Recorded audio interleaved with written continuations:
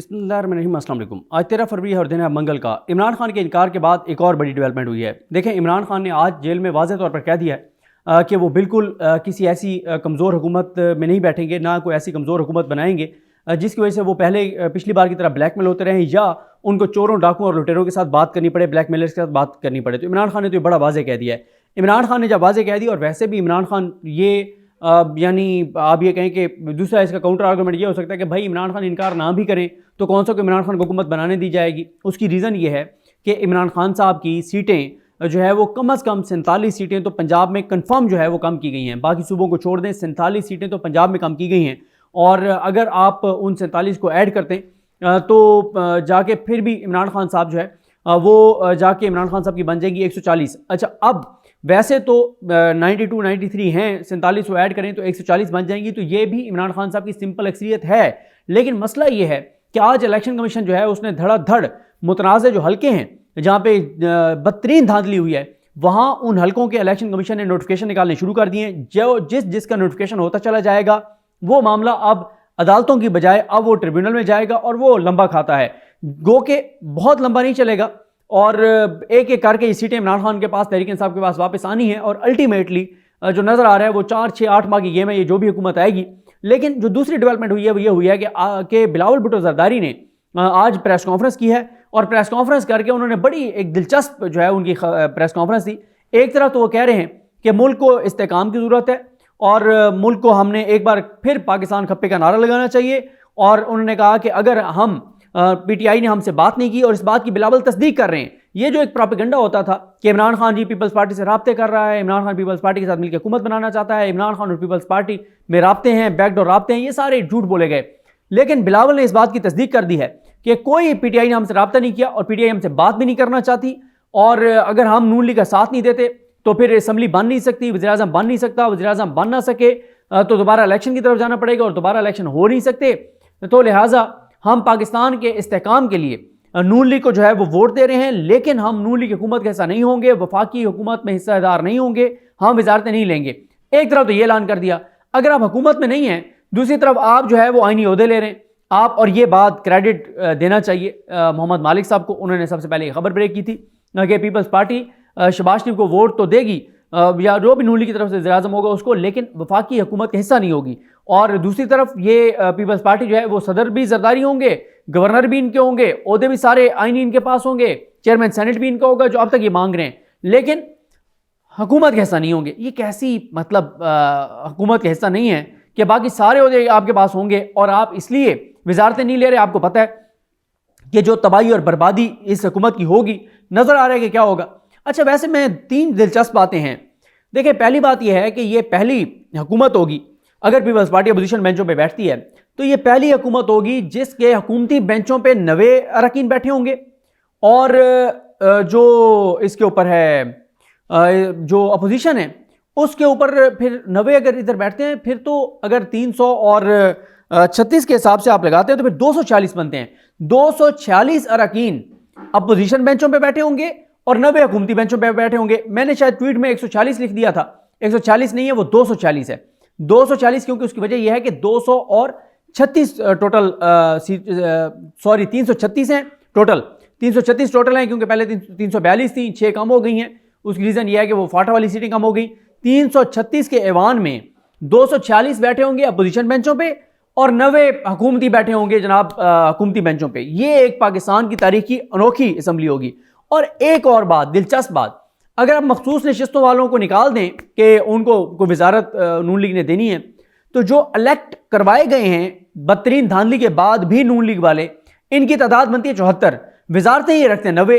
तो 74 लोग, यानी आप अंदाजा लगाएं कि जितनी वजारतें ये रखते हैं उतने बंदे ही नहीं है इस वक्त इनके पास, जीते ही नहीं है। ये हालात हैं और एक ऐसी पार्टी को हुकूमत दी जा रही है जिनके पास, जो उन्होंने खुद क्राइटेरिया एक सेट किया है कि 90 वजारतें होंगी, तो उनके पास 90 जो है वो बंदे ही नहीं है कि एक एक को एक वजारत दे सकें। यहां तो मुझे होगी, मखसूस नशिस्तों वालों के पास भी एक एक वजारत होगी, जो 74 जितवाए गए हैं धांधली के जरिए उनके पास भी एक एक वजारत होगी। और ये हालात हैं और ये सूरत हाल है। तो दूसरी तरफ एक और चीज़ है, ये कैसे इन दोनों की तो मिला के 2/3 नहीं बनती आईनी को तरमीम के लिए, जो एमकेएम कह रही है कि हम इनके साथ जा रहे हैं कि ये आईनी तरमीम करेंगे, आईनी तरमीम तो हो ही नहीं सकती। अच्छा, इसके अलावा ये हो गया। बाकी पीपल्स पार्टी जो है वो बड़ी अपनी तरफ से समझदारी कर रही है कि वो हुकूमत में नहीं भी होगी लेकिन हुकूमत में होगी। अब हुकूमत में क्यों नहीं होंगे? देखें जो आने वाले हालात हैं ना वो ये बनने जा रहे हैं कि जैसे ये इक़्तिदार संभालेंगे, साथ ही जनाब माह रमज़ान आगे आ रहा है, बदतरीन महंगाई होगी, बैड गवर्नेंस होगी, तबाही होगी, फिर गर्मियों में पाकिस्तान की तारीखी बदतरीन इस पर लोड शेडिंग होगी। और जैसे हमारे दोस्त अदील विलायत ने लिखा हुआ था कि 70 रुपये फी यूनिट बिजली का बिल होगा मार्च अप्रैल मई। जब मई का लोगों का बिल आएगा ना तो लोगों को लग समझ जाएगी जितनी महंगी बिजली हो चुकी है और जितनी होने जा रही है। गैस के बिल जिनके इस बार आए हैं वो सब परेशान हैं, जो अगले आएंगे असल तो वो हैं जो अगले आने उसमें लोगों को लग समझ जाएगी कि क्या हुआ है। फिर इसी तरह से 9 मार्च से इन्होंने IMF के पास जाना है, नए टैक्सेस लगने हैं, नई महंगाई और तबाही होनी है। फिर ये क्योंकि मसला इनका क्या है, नून लीग और पीपल्स पार्टी का, ये आवाम के लिए थोड़ी आते हैं, ये पाकिस्तान को सर्व करने के लिए थोड़ी आते हैं, ये तो आते हैं करप्शन लूट मार के लिए। जैसे ही इक़्तिदार संभालेंगे शुरू हो जाएगा इनको, तो इस बार तो और तेज होगी करप्शन, क्योंकि इनको ये होगा कि पता नहीं 6 माह हुकूमत चलती है, 8 माह चलती है, साल चलती है, जितना लूट सकते हो लूट लो, जितना नोच सकते हो नोच लो, जितना पाकिस्तान से निकाल सकते हो पैसा निकाल लो, बाहर शिफ्ट कर लो कि किसी भी वक्त पाकिस्तान से भागना पड़ सकता है। तो ये बहुत खतरनाक बात है कि चोरों डाकुओं लुटेरों को मुल्क को चोरों डाकुओं लुटेरों के हवाले कर दिया जाए और वो मुल्क को नोचें लूटें और फिर लंदन में उनका सारा कुछ भाग दें जब मुश्किल वक्त आए मुल्क के ऊपर। तो ये बड़ी एक खतरनाक सूरत हाल है। देखें इमरान खान ने जब इनकार कर दिया, अब इनके पास आ गया, बिलावल ने भी इनकार कर दिया। देखें नून लीग कभी भी आप नहीं चाहती कि मियां नवाज शरीफ वज़ीर आज़म बने। मियां नवाज शरीफ को बार बार कहा जा रहा है कि आपने वज़ीर आज़म नहीं बनना। उसकी 2 वजूहात हैं। एक जाहिर है जब इतनी कमज़ोर हुकूमत है वो क्यों बने, और रोज़ यहाँ पे मारा मारी होगी, नाराज़गियाँ, लड़ाइयाँ, झगड़े और ये वो। और मियाँ साहब का मिजाज है 2/3 वाला, अमीरुल मोमिनीन बनना, बादशाहाना उनका मिजाज है। और एक और चीज़ है कि उनकी तो वो तो धागे से बंधे हुए हैं इस वक्त। जिस दिन अदालत ने 33% इंसाफ भी दे दिया उस दिन उनकी सीट खत्म हो जाएगी लाहौर वाली। वो तो यास्मीन राशिद साहबा जीत गई हैं 34,000 की लीड से, नीचे उनके ज़ुबैर नियाजी कई हज़ार की लीड से जीत गए। तो वो सीट तो मियाँ साहब की यास्मीन राशिद साहबा के पास चली जाएगी, मियाँ साहब हार जाएंगे, तो वज़ीर आज़म एक और फारिग हो जाएगा। तो अब इसलिए वो तो नहीं बनना चाहते, लेकिन अब PTI वाले ये दुआ कर रहे हैं कि यार अल्लाह करे कि ये एक बार बने नवाज शरीफ वज़ीर आज़म। अब वो चाहते हैं कि नवाज शरीफ बने ताकि नवाज शरीफ वज़ीर आज़म बने, जो इसने दावे किए हैं, जो इसने वादे किए हैं, जो बड़ा बहुत से लोग समझते हैं कि मियाँ नवाज शरीफ मसीहा है, मियाँ नवाज शरीफ मुल्क को मुश्किलात से निकाल सकता है, ये बने वज़ीर आज़म, पता चले कि ये मुल्क के साथ करता क्या है, और जो रईस ही कसर है इनकी वो भी निकल जाए। तो ये इस वक्त जो हालात और सूरत हाल है वो बड़े दिलचस्प हैं। और बिलावल जो है वो भी अब कह रहा है कि जनाब हमने कोई नहीं मतलब इनके साथ जाना, और बहरहाल इस जो कुछ होने जा रहा है इससे मुल्क के अंदर इस्तेकाम तो कभी भी नहीं आ सकता, बल्कि अदम इस्तेकाम बढ़ेगा।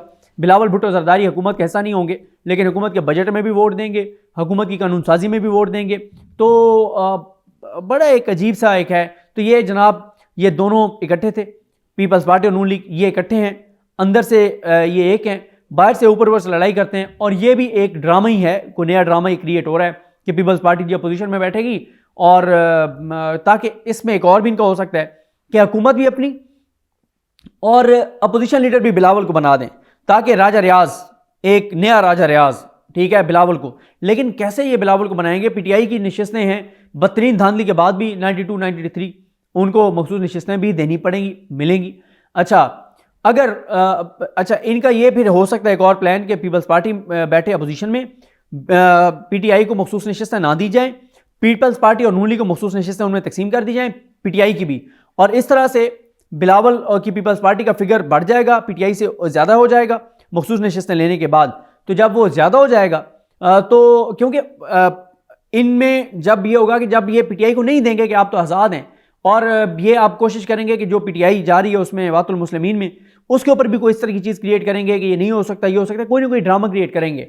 तो फिर इनकी कोशिश होगी कि किसी तरह से पीपल्स पार्टी के अपोजिशन में इतने नंबर ऊपर ले जाएं कि अपोजिशन लीडर पीपल्स पार्टी को वज़ीर आज़म शहबाज शरीफ हों, और उसी तरह से जैसे राजा रियाज था कि हर हुकूमत के मामले में कानून साजी में वोट डालना है, हर चीज़ में वज़ीर आज़म को सपोर्ट करना है, उसको डिफेंड करना है। तो मुझे ये लगता है कि कोशिश ये की जा रही है कि हुकूमत भी अपनी, अपोजिशन भी अपनी, और PTI अपोजिशन में भी ना हो। मेरा ख्याल है कि ये कोशिश की जा रही है, लेकिन ये कंपनी बिल्कुल नहीं चल सकती, और लोगों के अंदर फ्रस्ट्रेशन बढ़ती जा रही है, लोगों के अंदर नफरत इनकी बहुत ज़्यादा है, शरीफ ख़ानदान की, नून लीग की, इनको लोगों ने मुस्तरद किया है, और उसके बावजूद इनको मुल्क में मुस्तरद किया जा रहा है। तो ये चीज़ें ऐसे नहीं चल सकती, और पाकिस्तान को इस वक्त एक मजबूत हुकूमत की ज़रूरत है, पाकिस्तान को इस वक्त इस्तेकाम की ज़रूरत है। पाकिस्तान को इस वक्त सियासी इस्तेकाम की ज़रूरत है, क्योंकि सियासी अदम इस्तेकाम की वजह से मुआशी अदम इस्तेकाम है, और जब तक सियासी अदम इस्तेकाम रहेगा मुआशी अदम इस्तेकाम भी रहेगा।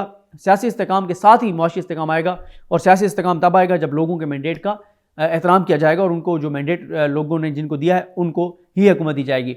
तो ये है जनाब, अब मेरी दिल से ये दुआ है मेरी भी कि मियाँ नवाज शरीफ बने वज़ीर आज़म, और ये जो हमें बताया जाता था कि वो मुल्क को वही इस्तेकाम दे सकते हैं, वही मुल्क को बहरान से निकाल सकते हैं, वही दूध और शहद की नहरें बहा सकते हैं, जैसे इसाक डार के बारे में कहा जाता था अंसार अब्बासी साहब की जानिब से कि इसाक डार की याद तो आती होगी। फिर वो ये भी कहते थे नजम सेठी साहब कि इमरान खान को डर है कि इसाक डार आके डिलीवर कर देगा, मुशत को बेहतर कर देगा तो इमरान खान को नुकसान होगा। उसी तरह की ये कंपेन चल पड़ी है मियाँ साहब के हवाले से भी। तो मैं तो दिल से दुआ करता हूँ कि मियाँ साहब आएँ और आवाम को पता चले कि वो करते क्या हैं, जो उनके दावे हैं, जो उनके वादे हैं, जो उनके नारे हैं। मुझे अपनी दुआ में याद रखें। अल्लाह करीम हम सबका हमें नासरो। अल्लाह हाफ़िज़।